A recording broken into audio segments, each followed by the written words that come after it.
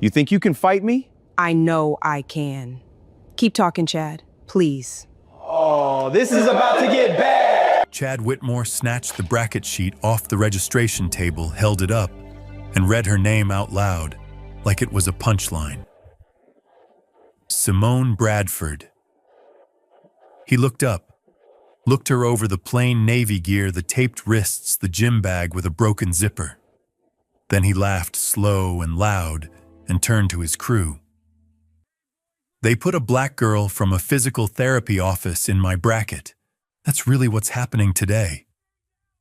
His boys erupted. Cameras stayed rolling. He crumpled the sheet, tossed it onto the table in front of her, and leaned in close. Sweetheart, the only thing those hands should be touching is a massage table, not my mat. More laughter, louder this time. One of his crew started filming vertically, content already.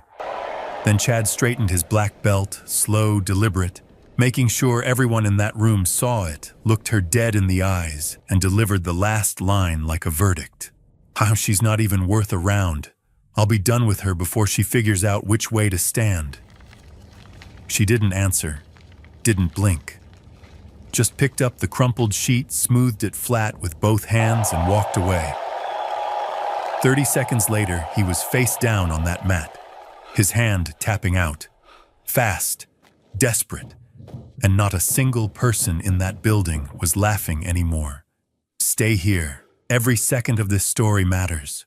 Drop your city and local time below, and subscribe if you're new. You won't regret it. Hey y'all, every mile I travel reminds me there are still good people in this world. Come sit for a minute.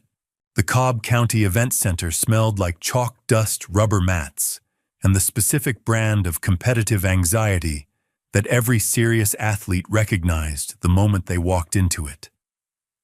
The scent of people who had wanted something badly enough to get up before sunrise on a Saturday and drive an hour for it.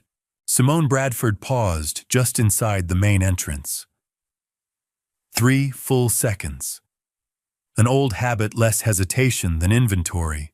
The high industrial ceilings that turned every sound into echo, the 6 competition areas marked off in blue and red mats across the main floor. The registration tables along the near wall staffed by volunteers in matching shirts. The bleachers were already half-full coaches, family members, the kind of dedicated spectator who simply enjoyed watching people compete regardless of who was competing. A banner stretched across the far wall read, Georgia Regional Open Grappling Championship 14th Annual in red block letters, slightly crooked on the left side, held up by tape that was not going to survive the afternoon. Bigger than I thought, Marcus said beside her. He was 17 years old, long-limbed and still growing into himself, wearing new sneakers he'd saved 2 months to buy. He had his phone out before they'd fully cleared the entrance, not for distraction, she knew, but because he intended to record everything. He had been building toward this day for 6 months, ever since the evening he sat across the dinner table from her and said, in the direct, undeflectable way he had learned entirely from her,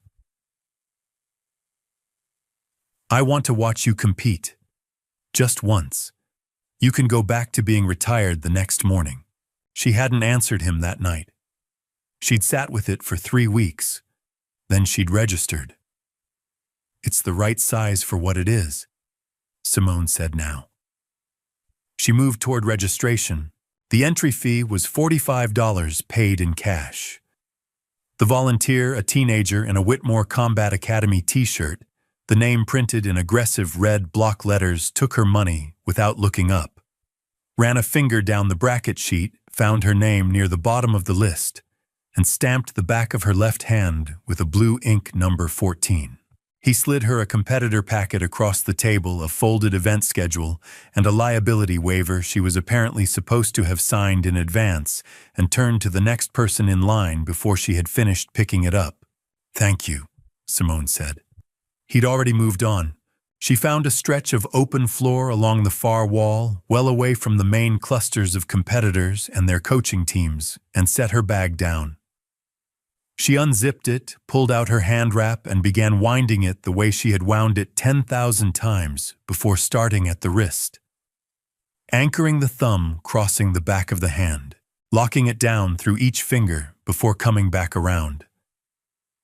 The motion lived entirely in her hands now. Her mind was somewhere quieter, a pre-competition space that took years to learn to inhabit, and that no one had ever successfully explained to someone who had not been there themselves. Still, not empty. Waiting. Marcus settled onto the bottom bleacher step nearby and watched her with the attentive, slightly reverent focus he'd carried since he was 15 and found the old footage online. "Nervous?" he asked. "No." "Your jaw does this thing." "I'm not nervous, Marcus." He let it go. He always did, eventually.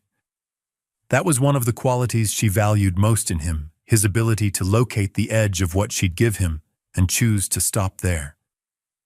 She had spent years teaching him that particular restraint by example, and on most days she could see him actively selecting it, which was more than most adults managed. Her warm-up was methodical and private, hip circles deliberate, shoulder rolls controlled. She dropped into a deep squat and held it for 30 seconds, letting the length return to everything the 2-hour drive had compressed.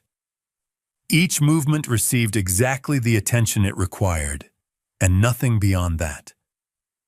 Nothing was wasted. Nothing was performed for the room. The tournament floor moved and breathed around her. She let it. At 10:47 in the morning, Chad Whitmore arrived, and the room reorganized itself around him. You felt it before you saw it. The shift in the crowd's frequency, the way conversations near the entrance paused and turned the particular social gravity of a person who had spent years deciding they were significant and found enough agreement to make it functionally true. His entry music aggressive, percussion-heavy, engineered for entrances played from a Bluetooth speaker carried at shoulder height by one of the 6-person crew that moved with him. 2 others held cameras. 1 carried his gear bag. 2 appeared to exist purely to provide physical confirmation that he was worth surrounding. Chad Whitmore was 32 years old, 6 feet even built, with the deliberate symmetry that came from 2-a-day training sessions and a meal prep service he promoted on Instagram for $340 a month. His black belt was crisp and perfectly centered against a white competition jacket, bearing 3 sponsor patches, a supplement company, a gear brand, and something called Apex Warrior. He moved through the event center the way water moves downhill, finding the path of least resistance and taking it naturally, because nothing had yet asked him to find another way. Simone watched his arrival with peripheral attention, cataloging without staring. His gait confident, slightly forward-weighted. His left shoulder rolled fractionally with each stride, a healed injury compensating imperfectly, an old habit the body had never fully shed. His chin rode elevated, the posture of a man who had not been surprised in a very long time and had stopped preparing for the possibility. She filed it away and returned to her warm-up. From across the floor, his voice cut through the general noise as he reached the registration table. Easy, carrying the voice of someone accustomed to being heard. "Anybody here know a Simone Bradford?" The tone was the tone of mild curiosity, the tone of a man asking about something he had already decided was not worth serious attention. In the bleachers, Marcus looked up from his phone. Simone did not look up from her warm-up. Chad received his competitor packet, scanned the bracket sheet, and his gaze swept the floor in methodical sections until it found the woman in plain navy gear working alone in the far corner. No coach, no crew, no sponsors, wrapping her hands against the wall like she had all the time in the world. He studied her for a moment, said something to his crew. The crew laughed. Then he started walking toward her, and his cameras came with him. In the bleachers, Marcus pressed both palms flat against his knees and did not look away. Chad Whitmore had built his reputation the way most people build social media followings, through consistency, managed vulnerability, and a carefully maintained understanding of what audiences wanted to believe about the people they chose to admire. His gym, Whitmore Combat Academy, occupied a 4,200 square foot converted warehouse on the north side of Marietta, Georgia, 30 minutes from downtown Atlanta, depending on traffic.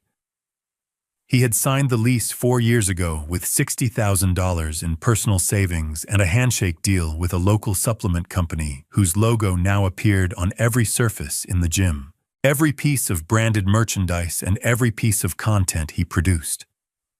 The walls were industrial gray, with his logo stenciled in red every 12 feet. The mats were competition grade, imported from South Korea. He had 41 active enrolled students at $175 per month, and an online coaching program that generated another $11,000 in monthly revenue from subscribers who had never met him in person, and in most cases never would. He posted content 5 days a week without exception. Training clips, technique breakdowns, competition preparation videos, long-form discussions, 15-20 minutes on philosophy, method, and failure. The failure videos performed particularly well.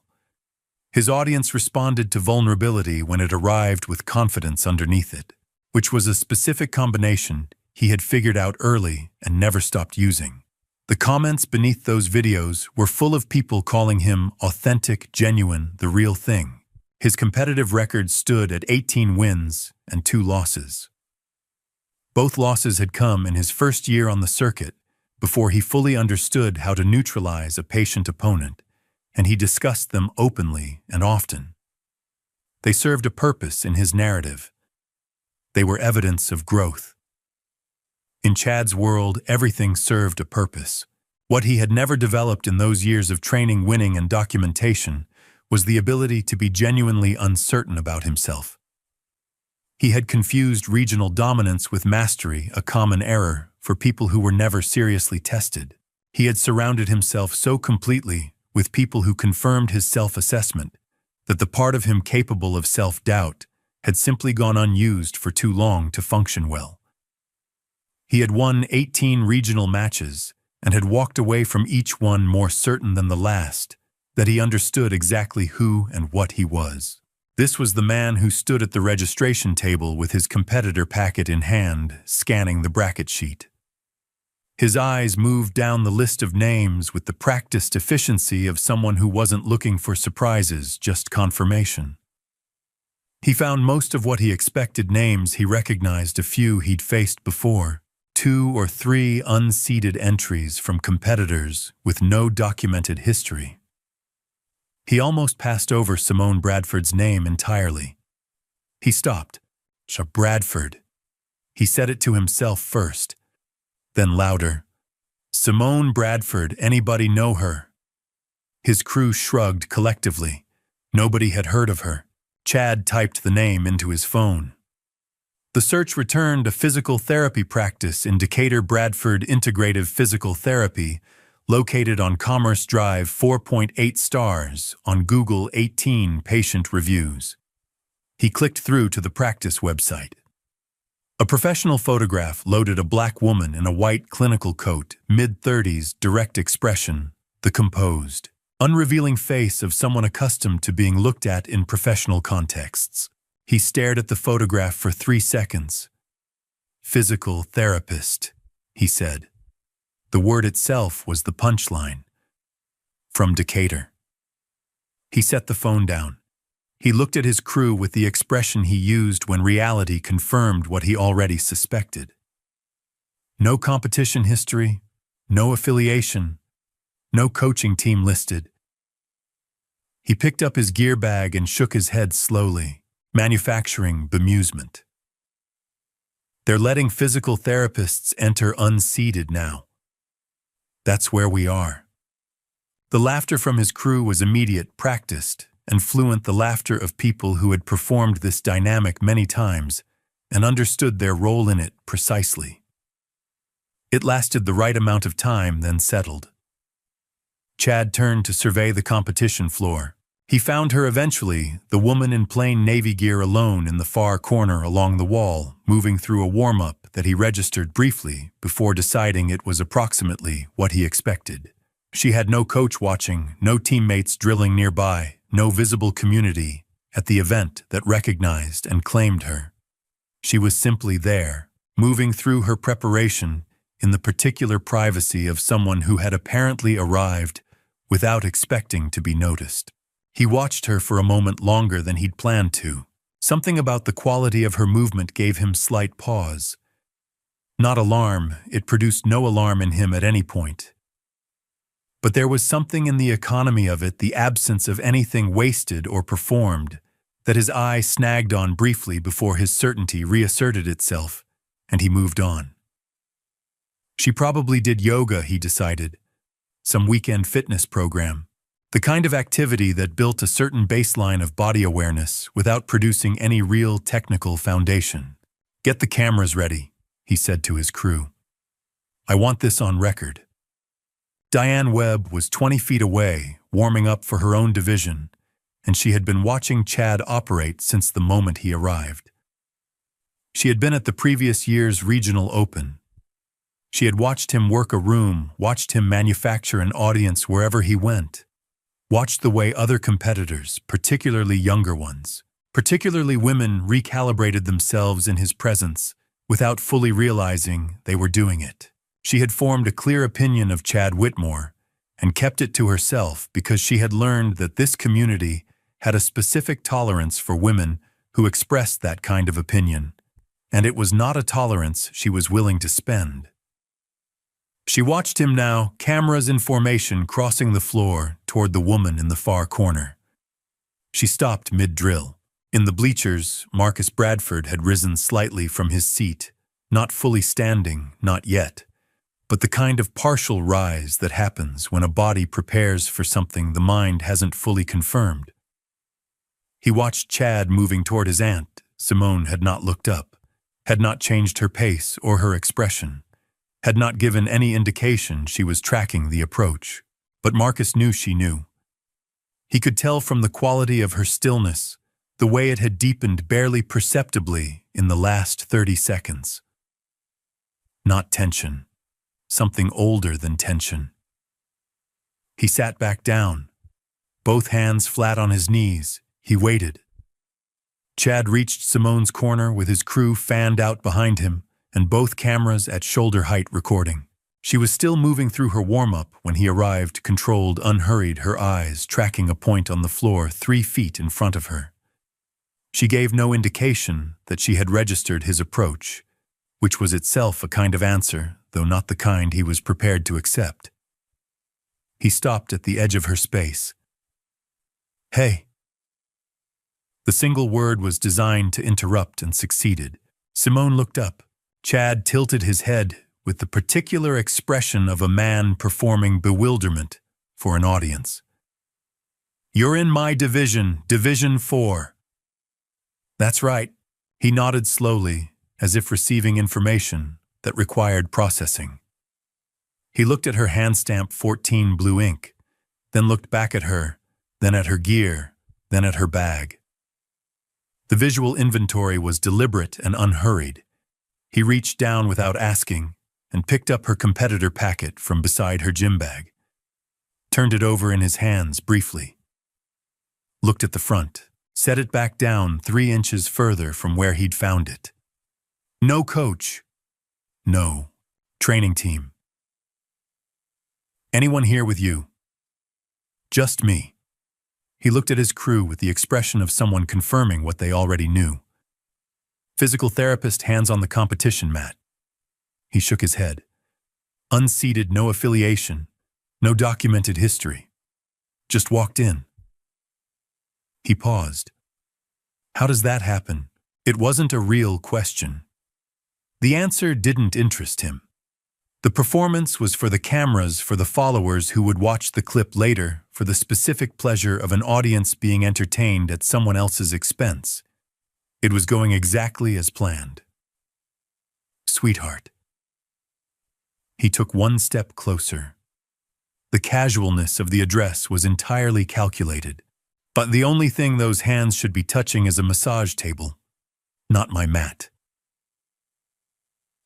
In the bleachers, Marcus Bradford stood up. He did it quietly. No announcement, no raised voice. He simply came to his feet with the controlled urgency of someone who had made a decision. Several people nearby noticed and looked at him, then followed his gaze across the floor, working out the connection. Simone did not turn her head. "Sit down, baby." The gentleness in her voice was not for Chad. It was entirely, precisely for her nephew. The room understood this. Several people looked away. Marcus sat down. Slowly, his jaw tight. Chad had clocked the exchange. He used it. "That your son up there? My nephew. He worried about you. He's fine. Good." Chad straightened and adjusted his black belt with both hands, deliberately, unhurriedly making the gesture visible to the cameras and to everyone in the surrounding area. "Because I'd hate for him to see something he's not ready for." The laughter from his crew had been consistent throughout, but something beyond his crew was less consistent now. The two female competitors who had been warming up nearby had stopped what they were doing. A male competitor seated on a gear bag 15 feet away was watching Chad with an expression that was not amusement and made no effort to appear otherwise. A referee in a black and white shirt had paused at the boundary of the adjacent competition area and was watching without intervening. His arms crossed, his expression neutral in the way that is not actually neutral. The room had cooled by 1 clear degree. Chad didn't register it, or chose not to.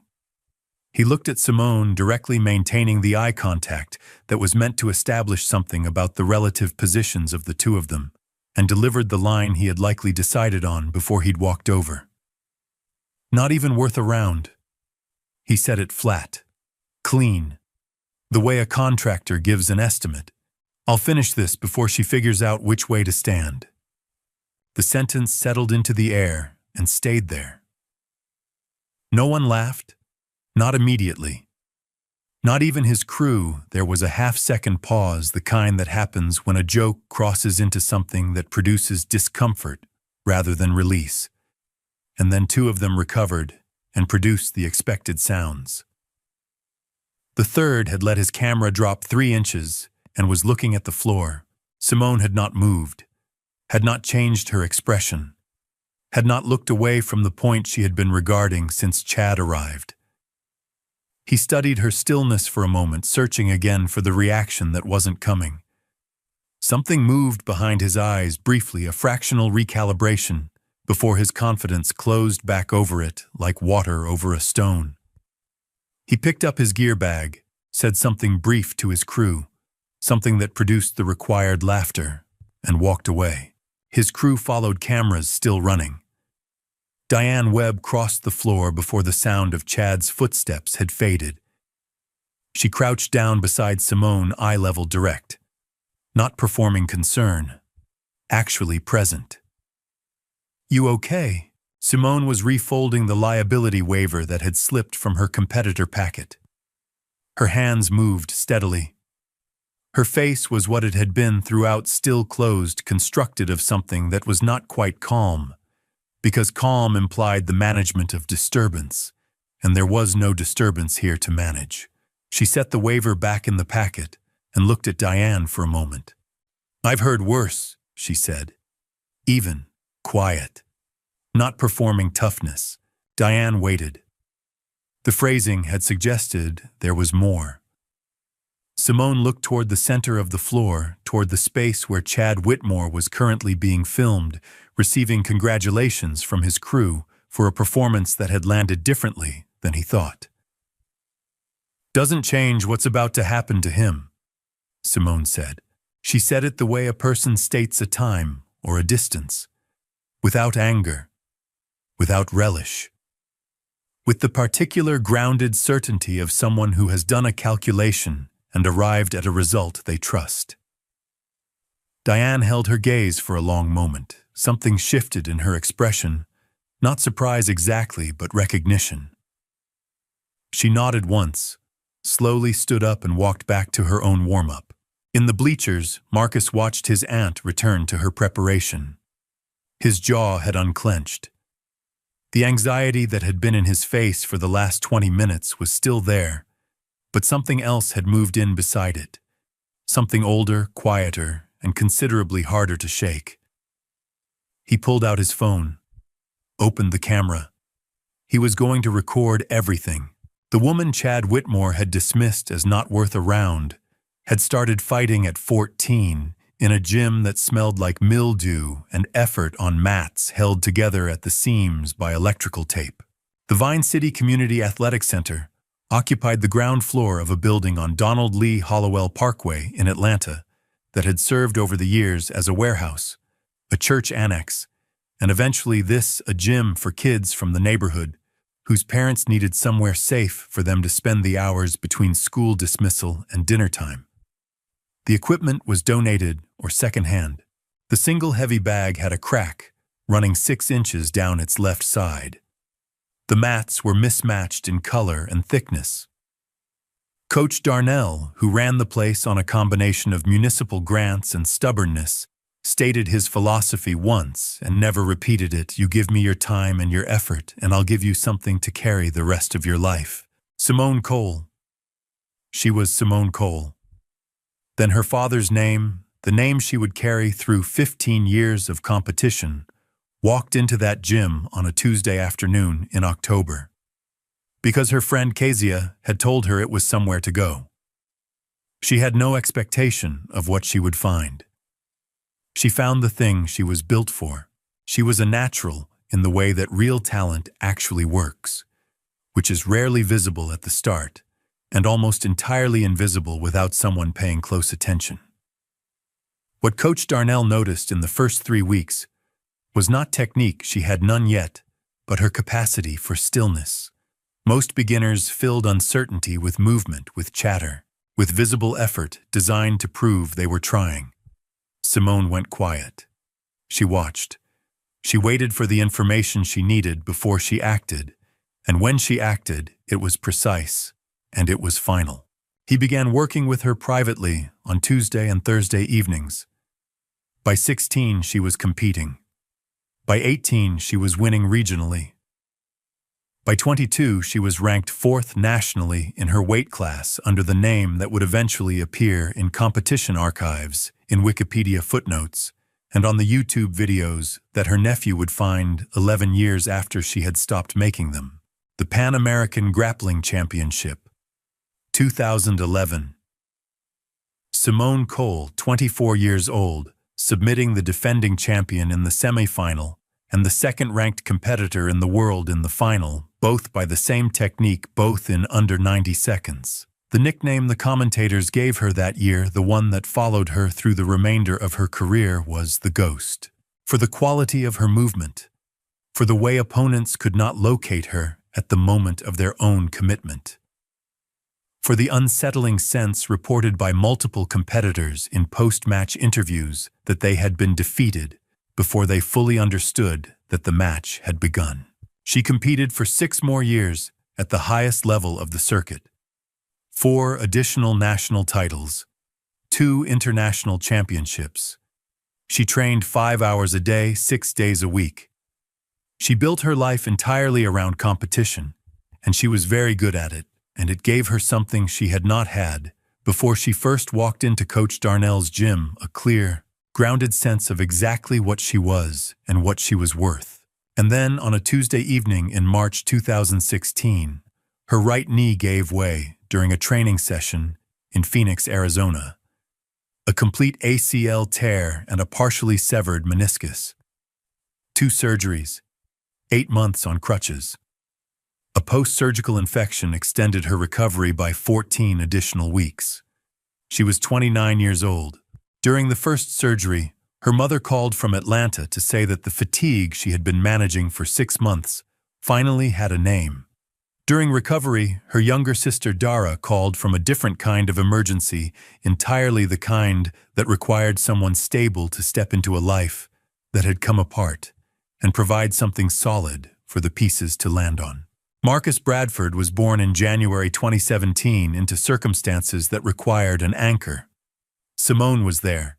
She had always been going to be there. She retired quietly without formal announcement, the way people leave things when they know they are not coming back. She changed her name to her mother's maiden name, moved back to Atlanta, enrolled in an accelerated physical therapy program on a schedule that should have been impossible and wasn't, and opened her practice in Decatur 3 years later. She kept training privately, consistently, without audience or documentation. The body remembered everything. She never asked it to forget. She had not competed in 8 years when Marcus sat across from her at the dinner table 6 months ago, looked her in the eyes the way she had taught him to look at things he was serious about, and said, "Come back." Even once. "Just to know you still can." She said nothing that night. She sat with it for 3 weeks the way she sat with things that mattered. Then she submitted her registration. Now in the far corner of the Cobb County Event Center, she finished taping her right wrist, tore the strip clean with her teeth, and pressed it smooth with her thumb. She placed the tape roll back in her bag, zipped it closed, and stood for a moment with her eyes shut. Not in prayer, not in hesitation. In the particular stillness that had always preceded everything that mattered. Over the public address system, a volunteer read the names scheduled for the opening matches of Division 4. Simone Bradford was third on the list. She opened her eyes. She turned once toward the bleachers, found Marcus in the 4th row, and held his gaze for exactly 2 seconds. He nodded once, direct in the way she had taught him. She put her mouth guard in her left hand, picked up her water bottle, set it down without drinking from it. Then she turned and walked toward the competition floor. Chad Whitmore's match had been scheduled for 11:15 a.m., and he had treated the preceding 40 minutes as a promotional event. He had granted 2 brief interviews near the main competition floor, one to a regional sports vlogger with a gimbal-mounted camera, one to a teenager who ran a local martial arts fan account and had driven 40 minutes from Gwinnett County, specifically to catch him here.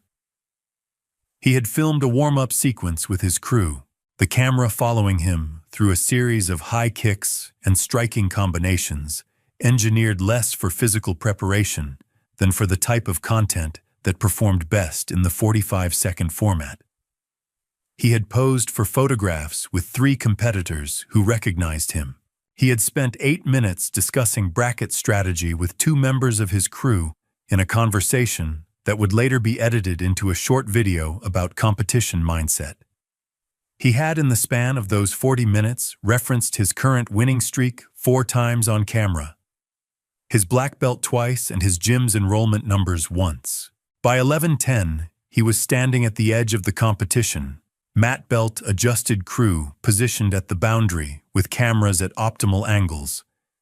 His expression, the expression of a man settling into a role he had rehearsed many times and found effortless. Division 4 was called at 11:22. Simone Bradford walked to the mat alone. No walkout music. No crew. No coach walking beside her with last instructions. No teammate adjusting her collar. No documentation of her arrival beyond the clipboard in the volunteer's hand. She wore the same plain navy gear she had been wearing all morning. Her natural hair pulled back cleanly at the nape of her neck, her mouthguard in her right hand. She walked at a pace that was neither rushed nor theatrical, the pace of someone who had calculated exactly how much energy this moment required and was allocating precisely that amount.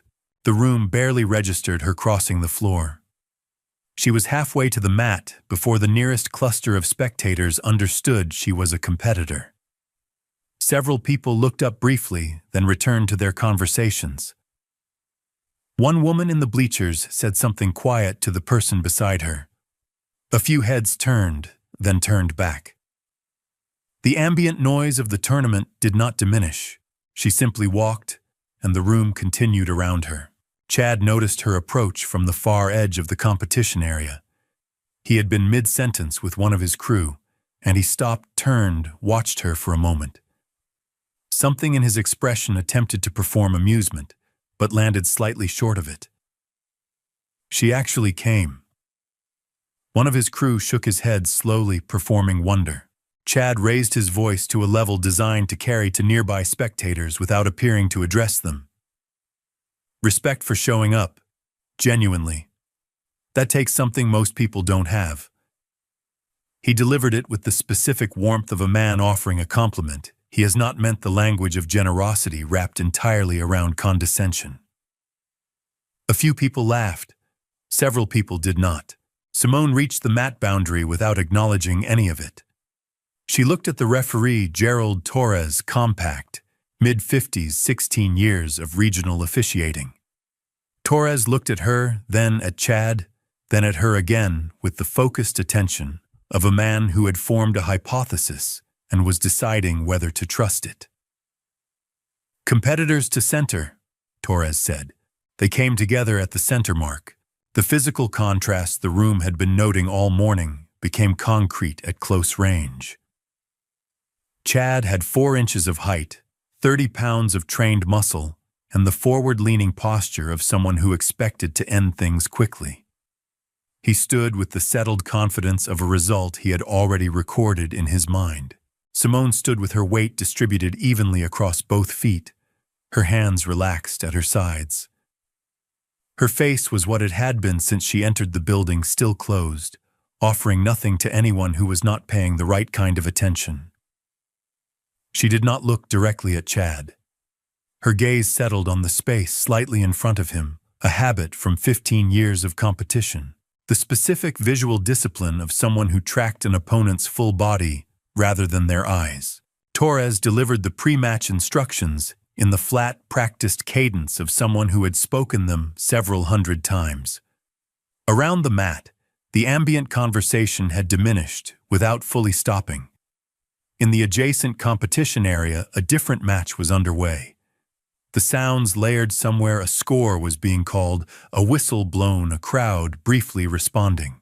Torres looked between the two competitors one final time. Chad leaned in close enough to be heard, measured enough to avoid a warning. He kept his voice low. Do yourself a favor. Tap early, before it gets to the point where you're hurt and embarrassed. He said it without cruelty, which made it somehow more complete. He meant it as practical advice from someone who understood the situation clearly and was offering her a dignified way to manage the outcome. This was the part that revealed more than anything else had the precise shape of what he did not know. Simone looked at him directly for the first time since they had reached the center of the mat. 1 full second of eye contact, calm and level and utterly unreadable. She did not respond. Torres raised his right hand. In the bleachers, Marcus had his phone-level thumb on record, his mouth slightly open. Around him in a small radius, a handful of people who had watched the preceding 20 minutes had gone quiet in the way an audience goes quiet when it senses something is about to happen that it does not yet have a category for. Torres surveyed both competitors one final time. His hand dropped. 30 seconds. That was the total time required to dismantle everything Chad Whitmore had built across 4 years of regional competition, his record, his reputation, his unexamined certainty about the hierarchy of the room he had walked into that morning. Not 30 minutes. Not 3 rounds, 30 seconds on a blue mat in a converted event center in Cobb County, Georgia on a Saturday morning, with 2 cameras recording and 200 people watching. This is what happened in the order that it happened. Torres's hand fell at 11:24 a.m. Chad moved immediately, because Chad always moved immediately. It was the defining signature of his competitive style, the early physical imposition, the message delivered in the opening exchange that the match had already been decided, and the remaining time was procedural. He had opened this way in 17 of his 18 wins. He drove forward with a sharp level change, dropping his hips, shooting toward her lead leg, committing the full weight of his body into a double-leg takedown with everything he had behind it. The takedown found nothing. Simone moved left. The movement was not large. It was precisely as large as it needed to be, and no larger.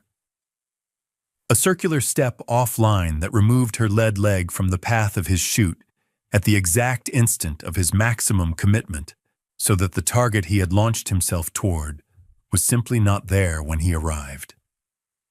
His hands closed on air.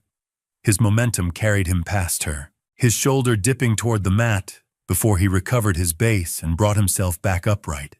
He reset. His breathing had changed slightly. Around the mat, the ambient conversation had stopped. The room went quiet in the way rooms go quiet when something does not match expectations, and no one has yet agreed on what to say about it. Chad attacked again this time, with a collar tie driving forward to off-balance her before committing to his next takedown. Against most opponents, this chain worked cleanly, disrupting their base and creating the opening he needed. Against Simone, it worked differently.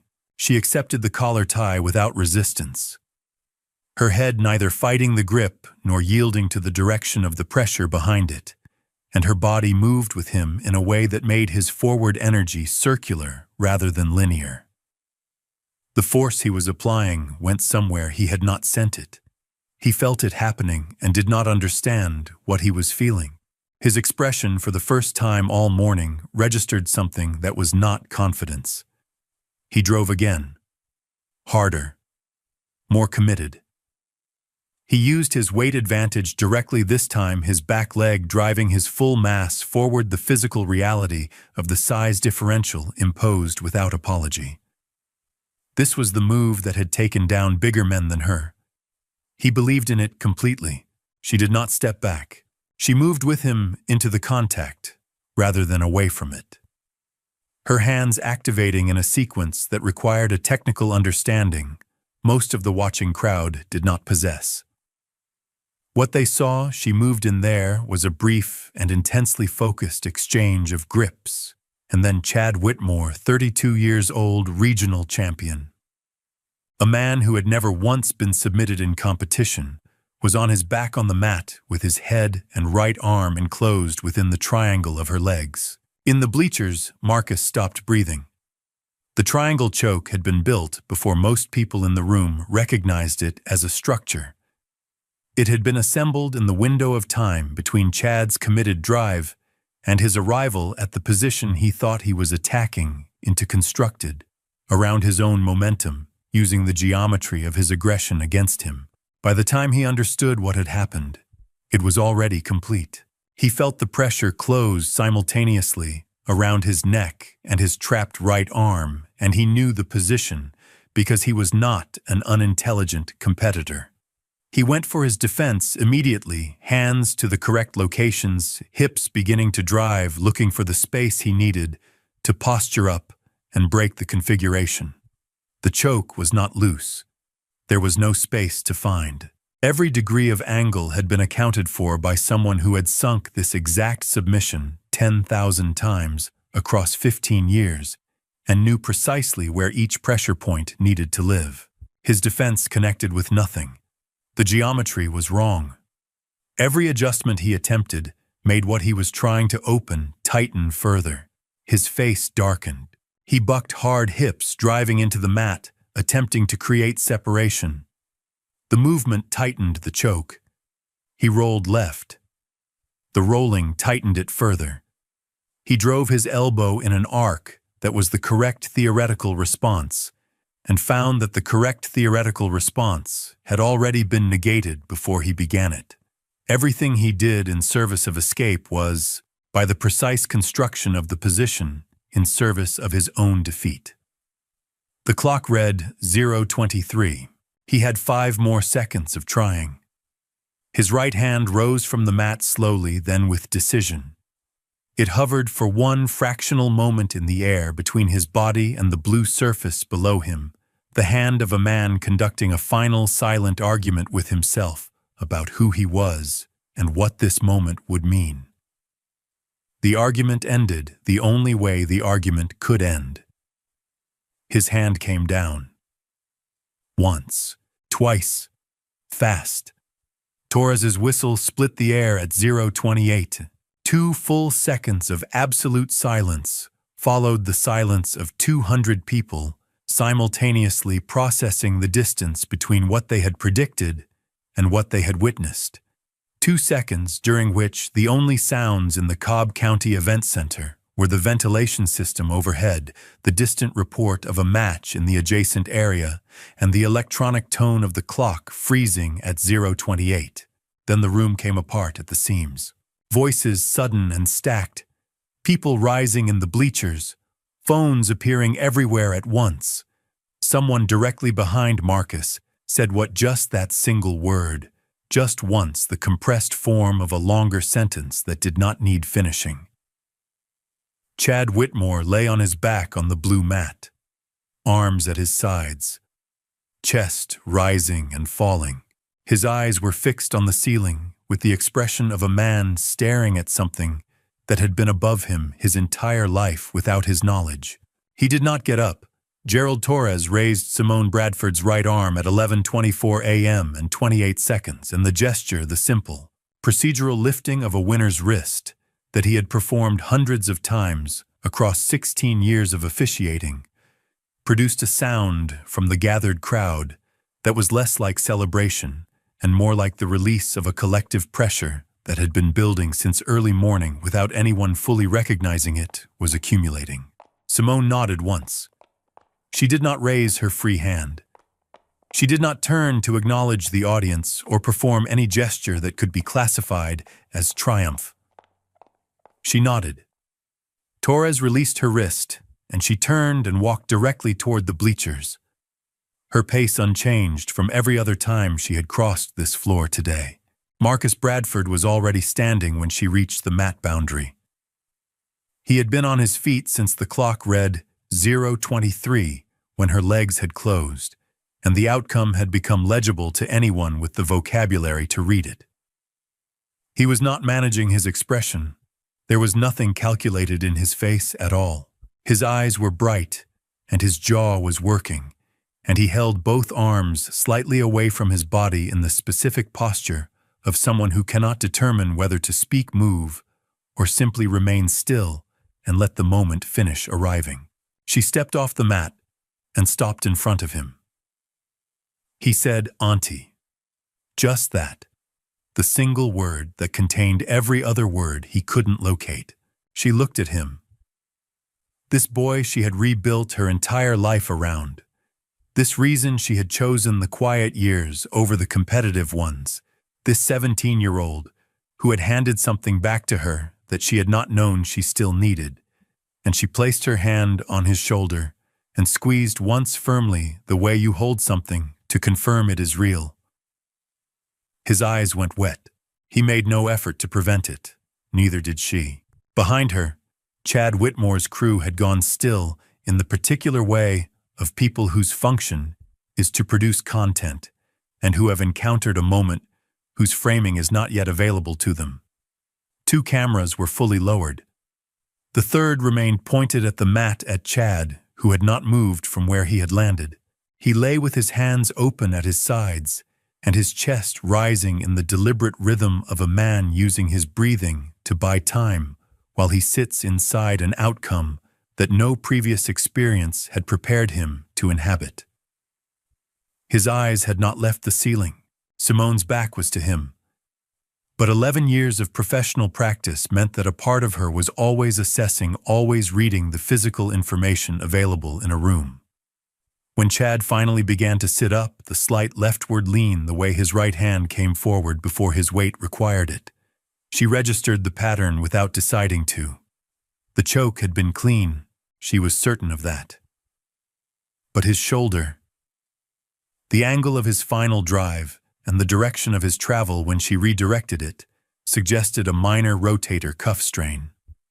Nothing structural.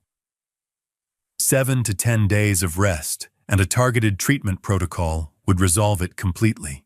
Her hands knew the protocol by memory. She did not move toward him.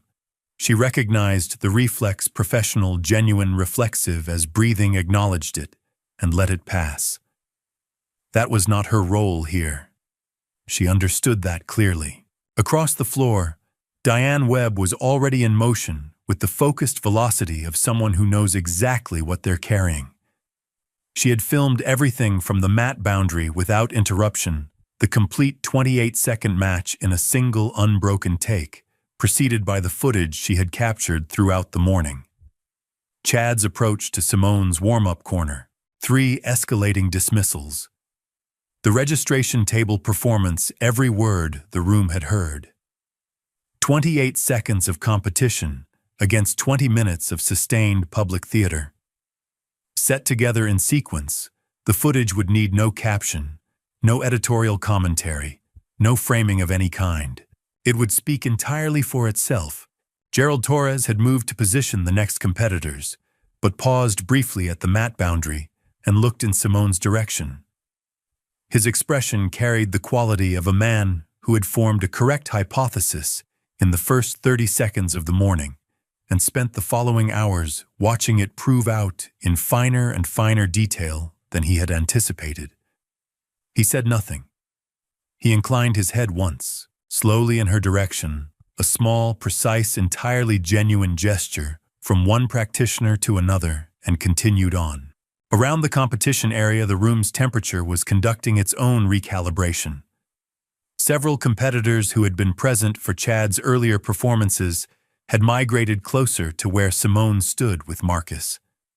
Not approaching, not yet, but differently positioned than before, oriented toward her with the attentiveness of people who are revising their understanding of a situation they believed they had read correctly. Among them, standing at the outer edge of the gathering, a teenager in Whitmore Combat Academy gear, Chad's student. He stood with both hands in the front pocket of his hoodie, and his weight shifted back on his heels, not looking at Chad, not quite looking at Simone. His face conducting some private, complicated accounting that was going to require considerably more time than the remainder of this tournament to complete. He had driven here this morning expecting to watch his instructor win. He had laughed at the first dismissal. By the third, he had not been laughing. He was not laughing now either. From the upper bleachers, cutting through the resurgent noise of the room, came a woman's voice, unguarded, genuine, the voice of someone who simply needed the answer. Who is she? The question traveled the way real questions travel, laterally, quietly, from conversation to conversation, from mouth to search bar, acquiring weight and urgency as it moved through the room. Phones appeared. Fingers typed. Marcus glanced at his aunt. She was taking a slow drink from her water bottle. Her expression what it had been all morning. "Should I tell them?" he said. She lowered the bottle. She looked out at the competition floor, at the phones, at the searching faces, at the small radius of people already discovering they were looking for someone they didn't yet know how to find. "They'll find out," she said quietly. "They always do." Diane Webb posted the footage at 12:47 p.m., 43 minutes after Torres's whistle. She uploaded it without a filter, without a caption, without music layered underneath. The video ran 4 minutes and 11 seconds. The first 3 minutes and 43 seconds were Chad Whitmore at the registration table at Simone's warm-up corner, and at the pre-match center, 3 separate dismissals, each more certain than the last, documented in continuous footage that left no room for context to be disputed. The final 28 seconds were the match. She wrote one line of caption, "Make sure you watch all 4 minutes." Within the first hour, the clip had been viewed 11,000 times, almost entirely, within Atlanta's local sports and martial arts community. Within 3 hours, it had crossed to broader Georgia sports channels and regional Facebook groups. By 6 p.m., it had been shared onto 3 national martial arts forums and 2 major Reddit threads, where the comment sections ran to hundreds of replies within the first 40 minutes. The pattern of response was consistent and immediate. People watched the dismissals, formed an opinion about Chad Whitmore that required no additional information to consolidate, and then watched 28 seconds of competition that confirmed the opinion in a register that was simultaneously more satisfying and more quietly devastating than anything they had anticipated. Then they searched the name. Simone Bradford returned almost nothing. A physical therapy practice in Decatur, Georgia, a LinkedIn profile that had not been updated in 14 months, no competition history, no affiliation, no record of ever having stood on a mat in front of judges. The search dead-ended there for most people. Diane had anticipated this. At 2:15 p.m., while Simone was competing in her second Division IV match, Diane posted a single follow-up line beneath the original video. For everyone asking, she competed under Simone Cole. The internet found her in under 4 minutes.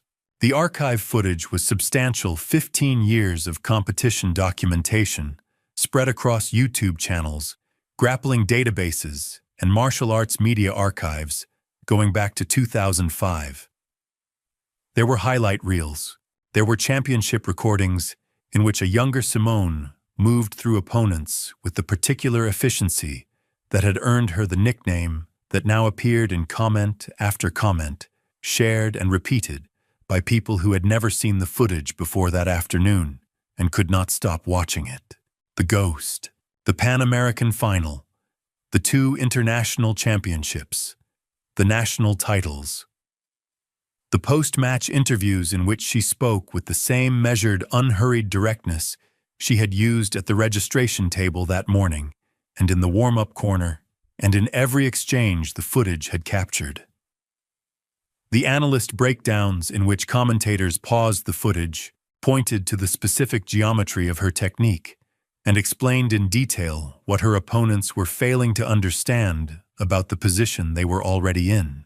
The comment sections erupted. She knew exactly what she was doing when she said nothing. He Googled her and found nothing. She stopped competing before social media was what it is now. Look at her face in that last interview. That's someone who has been doing this longer than most of us have been watching it. The anger that had been present in the response to Chad's dismissals intensified as the footage accumulated, because the footage transformed the dismissals from a single arrogant moment into a portrait. He had looked at a 3-time national champion, with 15 years of elite competition behind her, had seen a quiet black woman in plain gear with no entourage, and had concluded publicly, repeatedly on camera, that she was not worth a round. The footage made clear exactly what that conclusion had required him not to see, and the footage made clear he had never looked. Chad Whitmore's social media team posted a response at 4:30 p.m. Tough loss today. Always room to grow back in the gym Monday. 3 photographs of him training, a caption about the champion's mindset and using adversity as fuel. His own video, the one his crew had filmed of the registration table performance, the one intended as content, had already been screen recorded and reshared 3,000 times with commentary his team had not written and could not remove. At the tournament, Simone won her remaining 2 Division IV matches, both by submission, both completed before the 90-second mark. She competed the way she had competed since 11:24 that morning, without theater, without performance, with the quiet, technical precision of someone doing work they understand at a level most people watching them do not. Between matches, she sat with Marcus and drank water and did not look at her phone. Marcus, for his part, had abandoned all pretense of restraint. He told the competitor beside him, then the family behind him, then the 3 strangers who asked after Simone's second match. "That's my auntie, Simone Cole. She's been retired for 8 years, and she came back for 1 day." He said it with the uncomplicated, full-throated pride of someone who has always known something and has finally been given permission to say it out loud. By 4 p.m., two people in the bleachers had recognized Simone from the archive footage without being told. One of them was a woman in her 40s who had been following women's grappling for 20 years and whose hands were shaking slightly when she introduced herself. At 4:47 p.m., Simone was zipping her gear bag near the exit when a man in his early 30s appeared beside her with a press credential on a lanyard and a digital recorder in his hand. He covered regional athletics for a sports outlet with a substantial Georgia readership. He had been sent to cover the tournament as a routine assignment and had spent the last 3 hours filing an entirely different story than the one he had arrived expecting to write. He said, "Ms. Bradford, do you have a minute?" She looked at him, then at Marcus, who gave her a small, encouraging nod. "One question," she said. He raised the recorder. She waited, and the question he asked stopped her completely.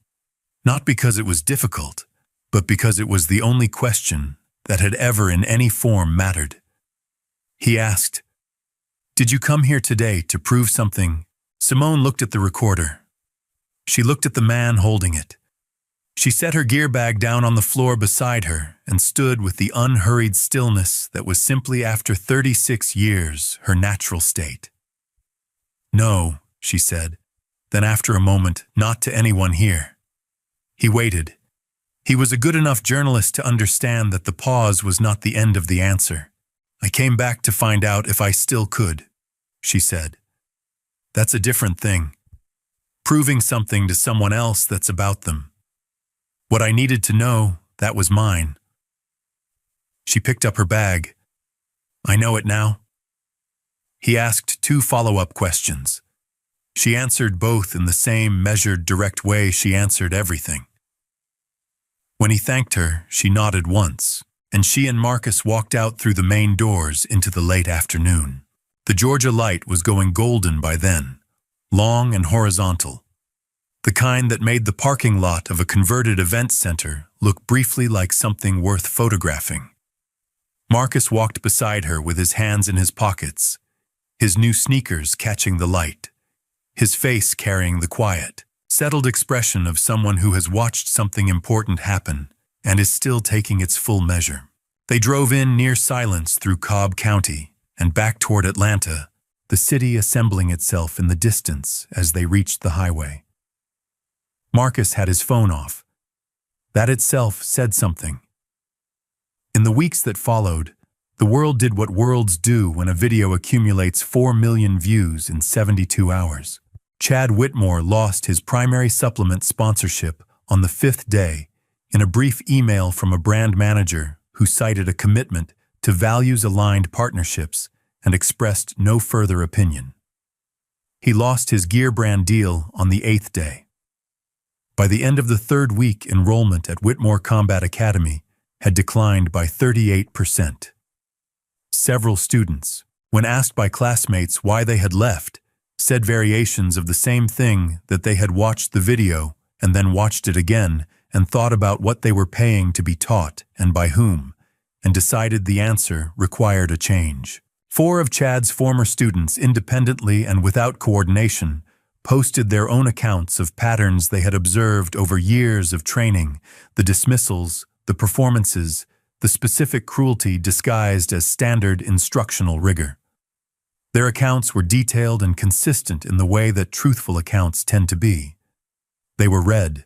Chad posted a video response on day 11. It was 9 minutes long.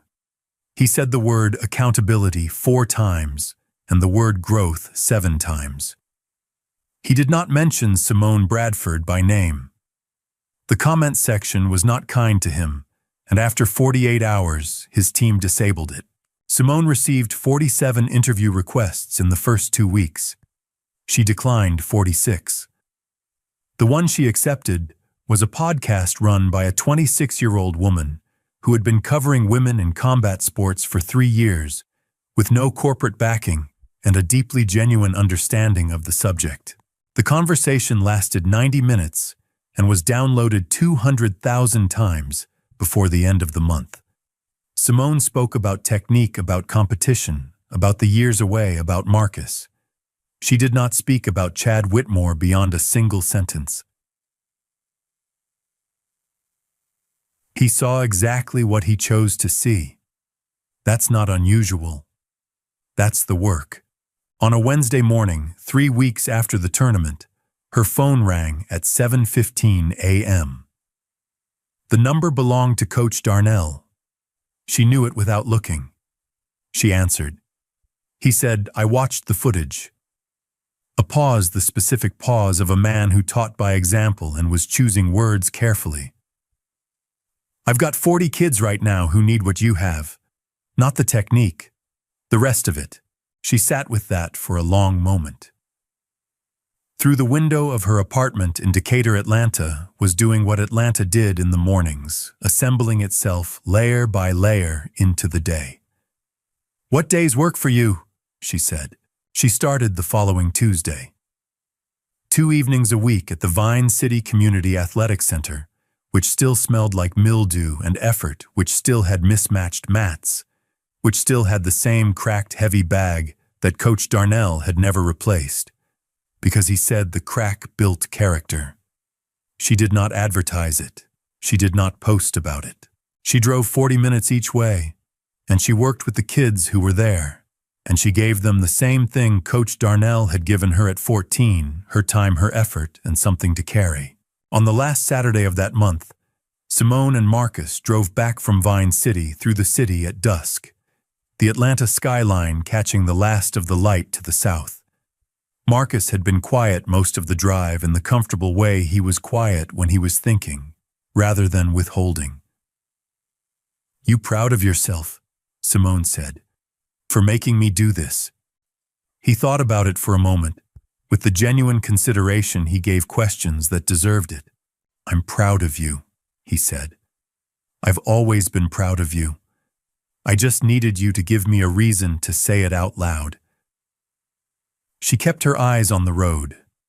The city moved past the windows. After a while, she reached over and adjusted the radio, and neither of them said anything else for the rest of the drive. And it was the kind of silence that doesn't need filling. Simone Bradford never needed to prove herself to Chad Whitmore. She only needed to prove herself to herself, and that is a distinction worth carrying. The most dangerous people in any room are rarely the loudest. They are the ones who have nothing left to perform. Strength that has survived real loss, real sacrifice, and real silence is a different thing entirely. It does not announce itself. It simply arrives. If this story stayed with you, leave a comment below, tell me where you're watching from and what it made you think about. And if no one has brought you to this channel, yet subscribe. The stories we tell here are the ones that actually matter.